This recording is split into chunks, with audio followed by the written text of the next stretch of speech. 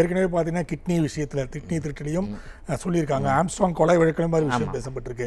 இப்போ வந்து இந்த கரூர் துயர விஷயத்துலையும் வந்து உச்சநீதிமன்றம் பெரிய நிகழ்வை ஏற்படுத்தியிருக்காங்க. அதாவது நிச்சயமாக நீங்கள் பார்த்துக்கிட்டிங்கன்னா வரிசைக்காக பார்த்துக்கிட்டிங்கன்னா எல்லா கேஸுக்குமே வந்து உச்சநீதிமன்றத்தை இவங்க எதுக்கு நாடுறாங்க அப்படின்னா ஒரு நல்ல விஷயத்துக்கு எதுக்குமே நாடலை சார்.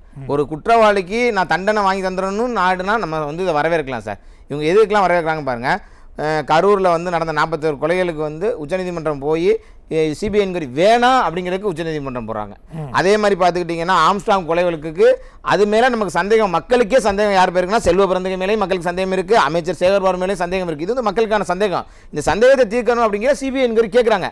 ஒரு அரசாங்கத்துக்கு மேலே சந்தேகம் வரும் அப்படிங்கிற சிபிஐ என்கொயரிங்கிறது நேச்சுரலான விஷயம். அதுக்கும் வந்து உச்சநீதிமன்றத்தில் போய் இவங்க வந்து இல்லை எங்களுக்கு வேணாம்னு ஸ்டே வாங்குறாங்க. கிட்னி திருட்டு, அந்த கிட்னி திருட்டு அந்த ஹாஸ்பிட்டலோட யாருன்னு பார்த்தீங்கன்னா அதோட ஓனர் பார்த்தீங்கன்னா திமுகவை சேர்ந்தவர், ஒரு எம்எல்ஏ இருக்கவர். அவர் அந்த ஹாஸ்பிட்டல் நடந்த அந்த இதுக்குமே பார்த்தீங்கன்னா எஸ்ஐடி ஒரு சிறப்பு புலனாய்வு குழு அமைச்சிருக்காங்க. அதுவுமே வேணான்னு சொல்லி இவங்க உச்சநீதிமன்றம் போகிறாங்க.